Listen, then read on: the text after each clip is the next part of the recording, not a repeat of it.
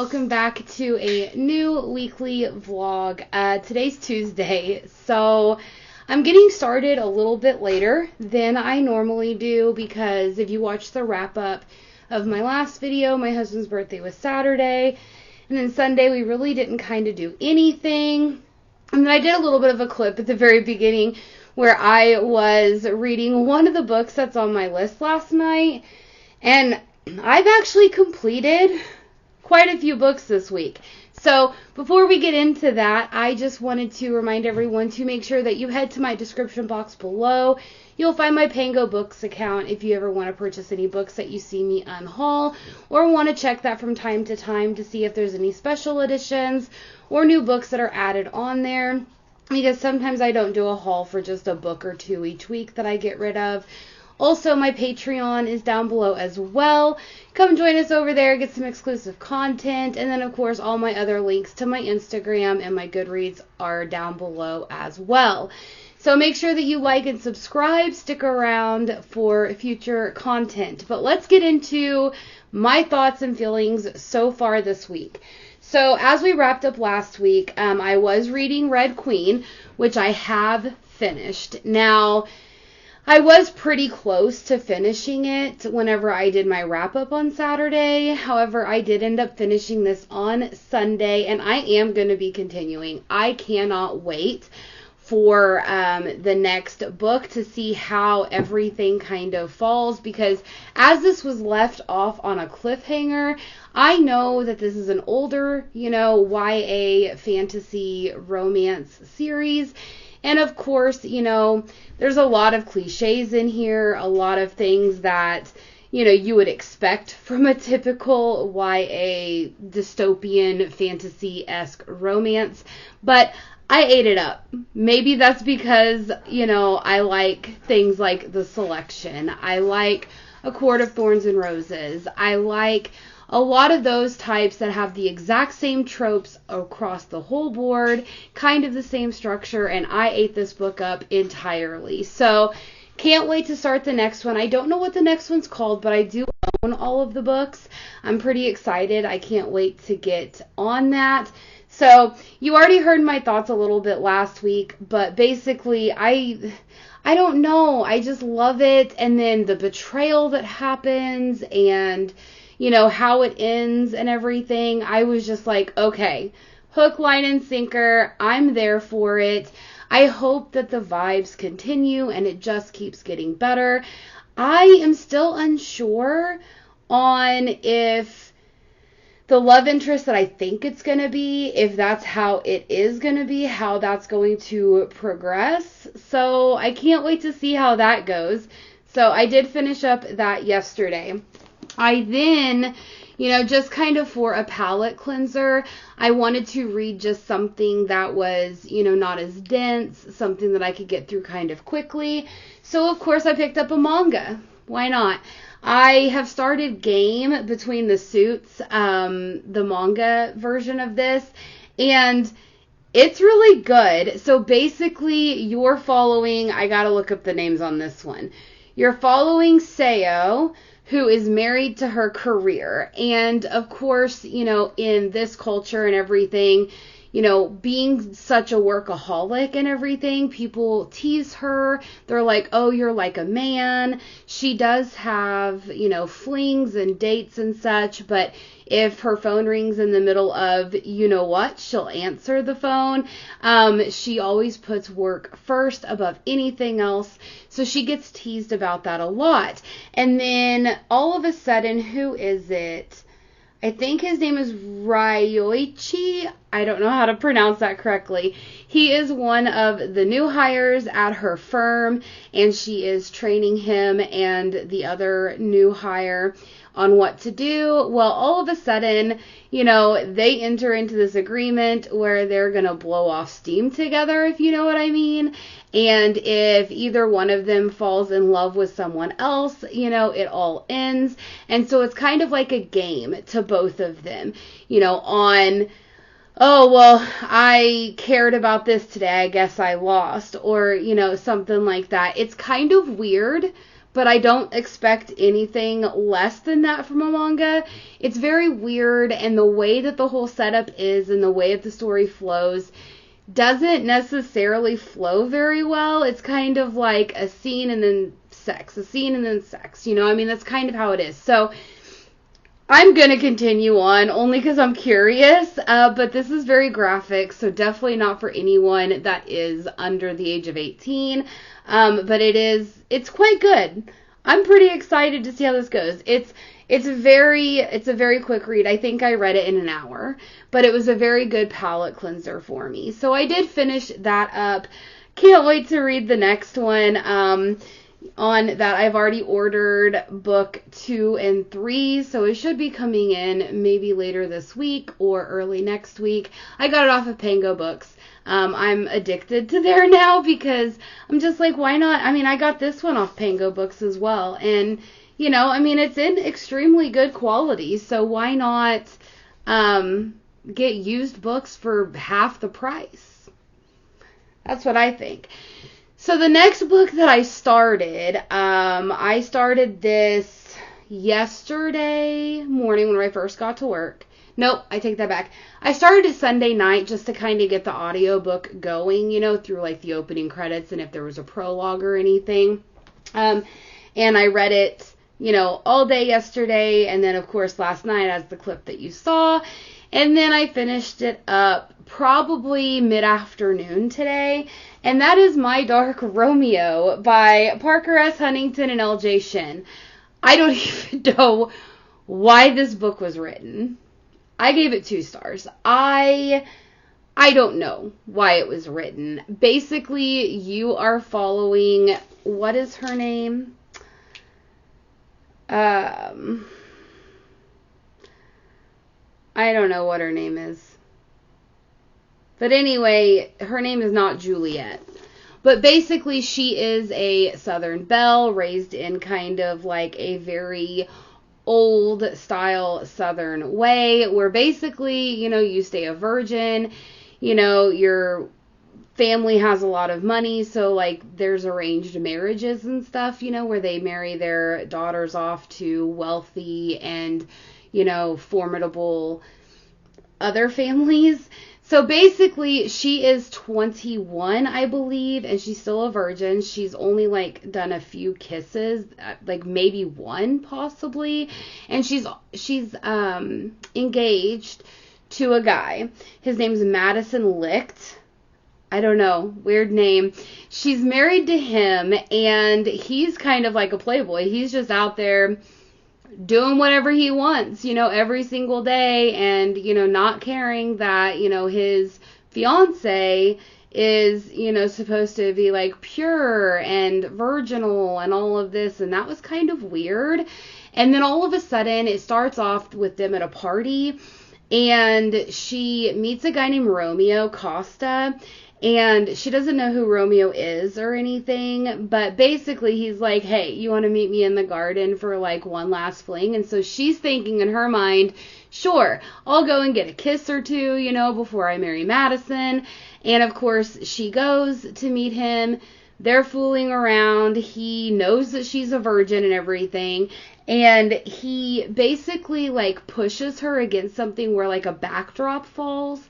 And everybody in the ballroom can see them. So now she's scandalized, right? Because he says that he's had her.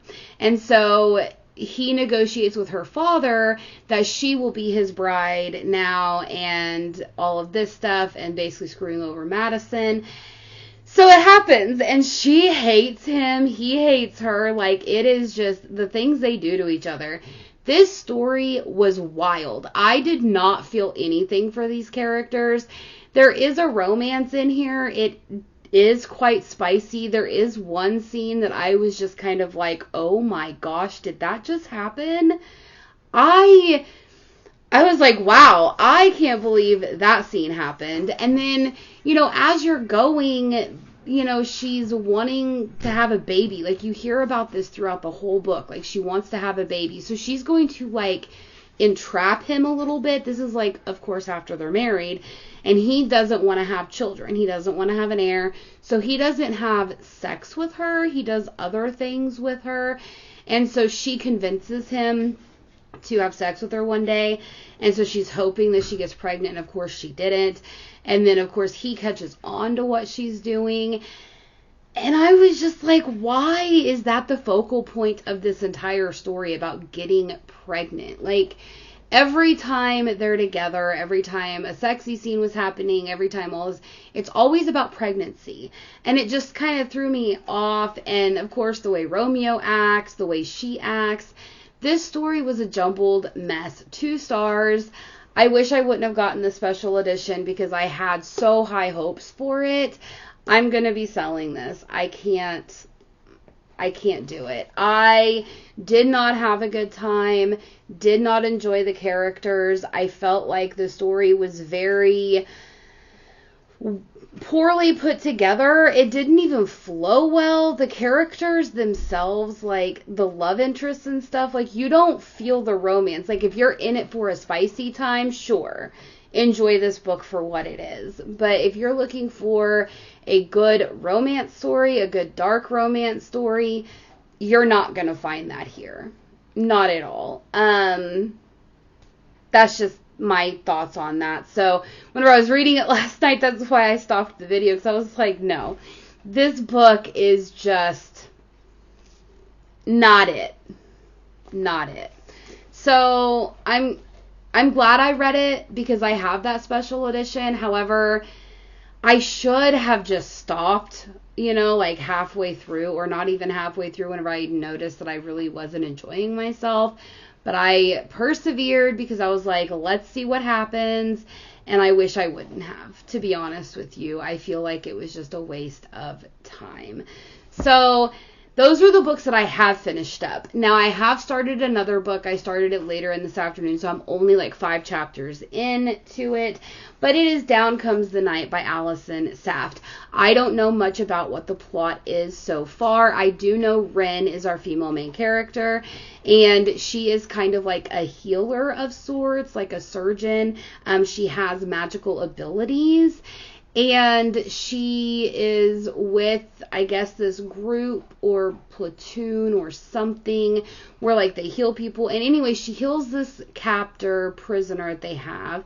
And he ends up escaping and getting away. And so she is brought in front of the queen, I think she is.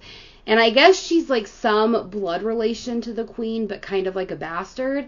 And basically the queen's like, you've let me down so many times, like, you are going to be put on suspension for a while until I can get over this and all this stuff. So, you're kind of going through all of that, her disciplinary and where she's at this point. And then she gets a letter from a lord who is from, I guess, like another area, another kingdom, another whatever. And he's like, come and live with me. I need a healer. We can stop the war together, all of this stuff. So that's the part that I'm at. She is going to see the queen.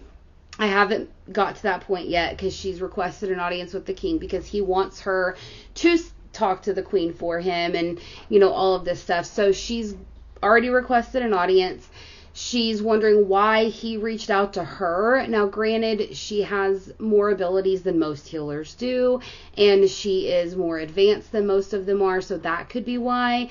But from what I hear, this book is supposed to be kind of like a gothic fantasy, and there is supposed to be romance in here.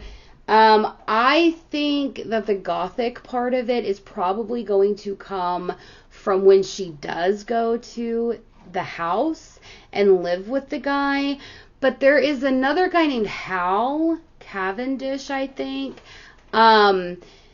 Somehow he comes into play, and I think he might be the love interest of the whole thing because, like, I think maybe he's there at the manor with her. And anyway, I guess there's, like, mystery and some horror elements and some gothic elements. So I'm guessing that's when everything's going to kick in.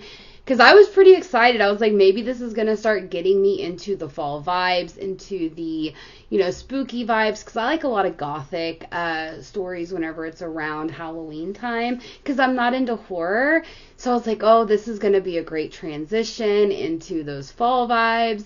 And so far, it doesn't have that, but of course, I'm only 5 chapters in, so it could get there whenever she does go to the manor, which I'm pretty sure is when everything is going to take place. So that's where I'm at so far. I am going to continue to read this tonight and then also tomorrow. And then I only have one other book on my September TBR, which is The Winter's Curse by Marie Rutkowski. So I'm pretty excited for that. So maybe if I can get through this book and possibly The Winter's Curse, whether it's at the end of this vlog or the beginning of next vlog, then I can maybe continue on with Red Queen, because I'm pretty excited to continue on with that, or I can continue on with the House of Beating Wings series. There's a lot of series that I want to continue, so I want to kind of get one book in there that's not on my TBR, but we're gonna see how this week goes. I don't know. Our busy season is really starting to ramp up, even though it hasn't hit yet. So we'll see what I get through. But that is what I am at so far in my reading. I didn't expect from Sunday to today to have finished Red Queen, read a manga, which, I mean, granted, it takes like an hour to read a manga, and then, finish up a whole nother book and start another one in those, 3 days. So there's that. I can't wait. I have high hopes for Down Comes the Night, but at the moment it's kind of hard for me to stay into the story because it is very like historical fantasy at the moment. And there's nothing wrong with that. It's just not a genre that I tend to enjoy. So I'm hoping that the gothic elements really overshadow that. We'll see. But I have started off this vlog extremely long, so I'm going to go ahead and go for tonight. As soon as I have an update for you on Down Comes the Night, I will pop back on. I've decided instead of making myself come on here like every other day just to give little brief things, I think I'm going to come on here less and less during the week, because then I can give you quite a bit of a, breakdown of what I've been doing. Tell me what you think. Do you want me to do more shorter spurts like how most booktubers vlog? Or do you like that I kind of space it out every couple of days and just talk about it as a big group? Let me know in the comments below, because I definitely want to structure these vlogs however you like. Do you want them longer? Do you want them shorter? Just kind of give me some feedback on what you like. So I will see you whenever I have an update. Hey guys, so I am going to be ending my vlog early this week. I actually found out some stuff today that has impacted my personal life. So for the next couple of days, I'm not going to be around. There's going to be some things going on, so I just need to take care of that, make sure that, that's all squared away, make sure that they're okay and everything.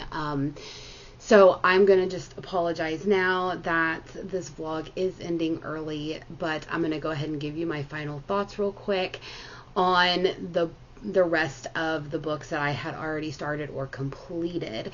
So I did finish Down Comes the Night by Allison Saft. Now, the last time that I had updated you on this was a few days ago, actually, and I was getting ready to get to the part where she was going to be at the mansion or the manor, wherever she was going to be at, whenever she was requested to go there as a healer. And I thought the gothic vibes were going to start picking up then. Sadly, the gothic vibes really just fell flat for me. I really don't see this as a gothic read. Just my opinion. Someone else may think that there are gothic vibes in here. I just didn't get it. And, you know, the way that the mystery was and the things that we found out, the love interest in here, I feel like once the love interest, like whenever the romance started developing, I felt like that really overshadowed the whole book and what the story was actually about. So that was kind of sad for me. I gave this a 3-star. I was intrigued. I was into the story. I do feel like it was a well-developed story. However, just the gothic vibes weren't there. The romance overshadowing the actual plot. Just the turn of events that happened in this book just kind of really knocked it down to a 3-star for me. Still a really good book. It did start getting me into those vibes of, you know, spooky season and gothic fantasies that I'm going to want to read. However, I'm glad that I didn't wait to read this during that time, because then I probably would have been more disappointed than I was in this book. The writing style is great in here. The world building's good. The mystery is really good as well. The twists and turns that you go through in this book was wonderful. Just some of the characters I didn't vibe with. I didn't feel like I was connected to them in the way that I should have been connected. So whenever the ending came and you found out everything that, you know, really wrapped up the whole mystery for me, it didn't impact me the way that I think the author intended it to. So again, 3 stars. It was a good book. I'm happy that I did read it. Unfortunately, I'm not even going to be keeping it because it's not something I'm going to revisit. I think it was, you know, worth my time. Like I said, it was a 3-star. It wasn't excellent, but it wasn't bad. It was just an okay time.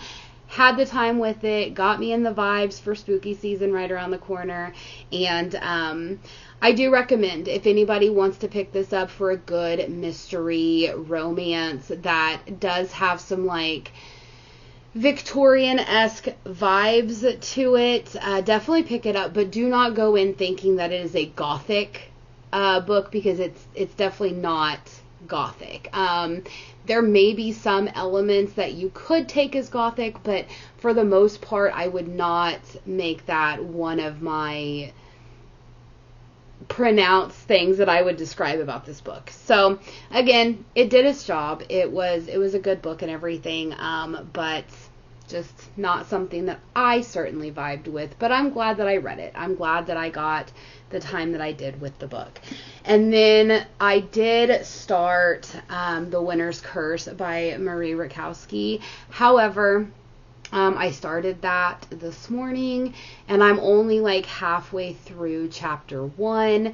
And then I got the news that I got, and I have to go, you know, take care of all of that. So I'm probably not going to get a lot of reading done, so I'm just wrapping up the vlog now. I did start this. I have absolutely nothing to say about it because I'm literally only halfway through chapter 1, but it will be going into my next vlog. I went ahead and just let you guys know that I did start this, only because, you know, I did actually start it this week, but I'm probably not going to be reading it for a couple days, and it will kick off the next week's vlog. So pretty excited for this one. It does start, you know, a new series, so let's hope that it's good, because if not, then, you know, I'm probably not going to continue on. But I have heard some good things about this, so I do have high hopes. So again, guys, I want to apologize that I am wrapping this vlog up early, but, you know, whenever things happen in your personal life, you just got to take care of them. And as much as we want to read, as much as we want to talk about the books, sometimes life just prevents us from that. So I at least wanted to come on here, give you my final thoughts for the week. Sorry for there not being really any extra videos on what I did this week. Everything kind of started a couple days ago, and now it's, you know, time to, you know, get things taken care of. So we're just gonna take care of that. The husband and I are gonna take the weekend to deal with that, and, you know, deal with a lot of other things, and be back next week and having some fun. So if you guys are watching this and you've gotten to the end of here, please leave me some thoughts below on The Winner's Curse or any other books that I read this week.